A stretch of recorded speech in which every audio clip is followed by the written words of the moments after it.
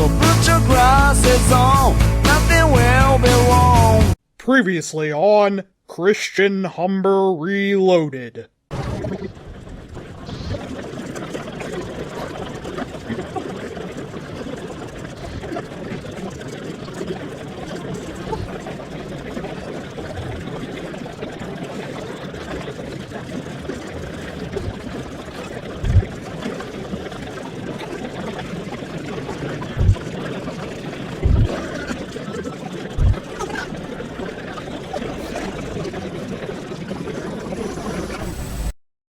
Part 3.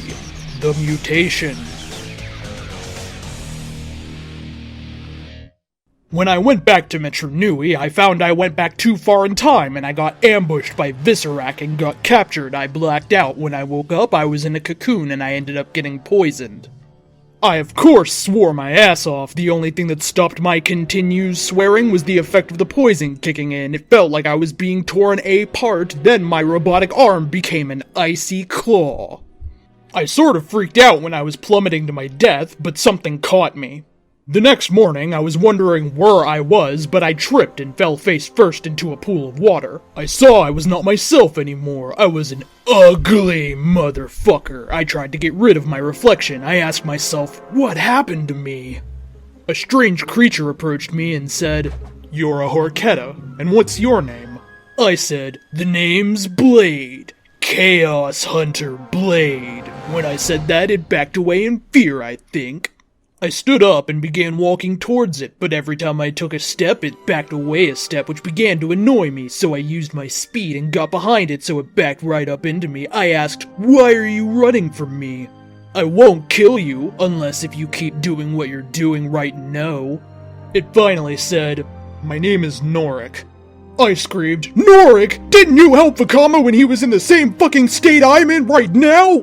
He said, "I did, but you have to learn how to use your Hortica powers like Vakama, but don't take the same path he did."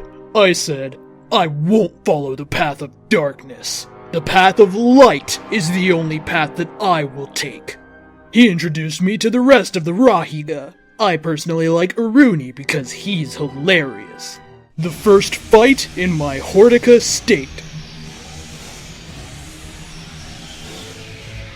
I was exploring the metro I was in. The metro was in ruins from my knowledge of Metro Nui, and I was in Le Metro. Everything but one aircraft hangar was destroyed. I had an encounter with a Rahi before I could use Tetsume. Something on my back activated and scared it. I was wondering what just happened when Norik appeared and told me it was lonely and you would act the same way.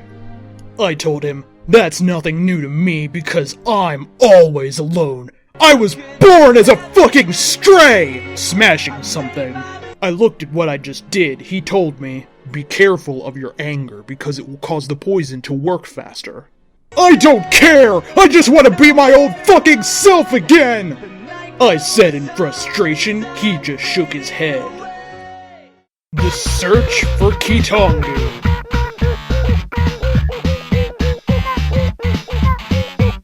When I was getting a drink of water, I saw what I believed to be the Toa Horchetta. I followed them until I saw smoke coming from the Great Temple. I said in my mind, who did this, and why? I helped dig Norik out from the rubble. After that, Norik told the Toa and I, "Follow the tears to Kometru until they reach the sky." After hearing that, I did go with the Toa and Norik to Kometru. I found out they do reach the sky. I followed the Toa into the structure, and in the middle was a pool. Matao made a sarcastic remark, which was, "It's Kitongu." I could tell he wanted to change back to his normal self again. Norik said something, and the water rippled, and on a small iceberg was a figure sitting cross-legged. Norik said, "Kitongu!"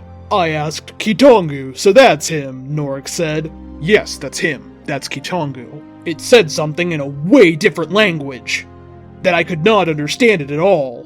The Toa told Kitongu what happened, and I heard that the one who lit the Great Temple on fire was Vakama. I screamed, "I'm going to kill the son of a B** for burning the Great Temple!" Norik told me to calm down, but how can I calm down when a friend almost burned a holy temple to Metru Nui down? Wenwa smacked me over the head and I calmed down. "Hey, bastards! Knock, knock!" Norik told me where the Wherein might be, so I told the Toa and Norik that I was going to run ahead and have a little fun, and they let me. I used one of my scout droids to check where the Visorak's kill zone was, but I found out the fortress was heavily guarded. I didn't care because I have infiltrated a more heavily guarded place, but instead of infiltrating, I decided to enter the more traditional way, which was to blow everything to hell. I did, by waiting until night, and I got Wing Zero's beam rifles ready. I was giving the Horde a nice little I'm here present. When the Toa arrived, I told them what I set up as a way of entering, Mattel screamed. You're going to destroy the gate to the Colosseum? I said, keep your voice down or else my element of surprise will be destroyed. Sharply, when Kitongu arrived, I yelled, "Hey bastards, knock knock!" over a loudspeaker and pulled the triggers. The look on the Visorak's faces would be classic if they had emotions. It was so funny when their front door was blown off its hinges inwards by the blast. I calmly stepped into the entrance and turned the music, which proves to be my Killing Spree theme song, which is Assault. The true meaning of Killing Spree. I made sure that I was prepared to go insane by having my demon and Hortica sides combine to become too dangerous. In that state, I also went to my ultimate form. Then my theme song came on and there were thousands of Visorak charged me. I pulled Tetsume out and used my Ice Claw to tell them you're screwed. They didn't realize that until most of them were dead. About 100 Visorak grabbed me. They made a very fatal mistake. I powered up, flinging them into walls, and I was a killing machine when I have certain songs come on. Kitongu was climbing the wall while I was clearing a path for the Toa. The final battle against Kasongto. While I was clearing Visorak out of my way, I got hit by someone or something. When I recovered, I saw Kasongto, my brother. I knew he was still being possessed by the demon I almost killed before, but this time I would make sure the demon would die and go to hell. I used only my claws to fight and it was intense. Most of the floors were destroyed by the fight. I screamed, "This is it, you goddamn ugly motherfucker! Let my brother go!" And I used an ancient technique called Claw of Exorcism. It didn't kill Kasongto, but it killed the demon that controlled him. He was wondering what happened and where was he. I told him, "You're in Metronui, and how are you feeling?" He said, "I feel like shit and very tired." I picked him up and carried him to a place where he could be safe. He asked me, "What happened to you?" I told him, "You need to rest." He said something that sounded like, "You're a Hortica! I always wanted to be one."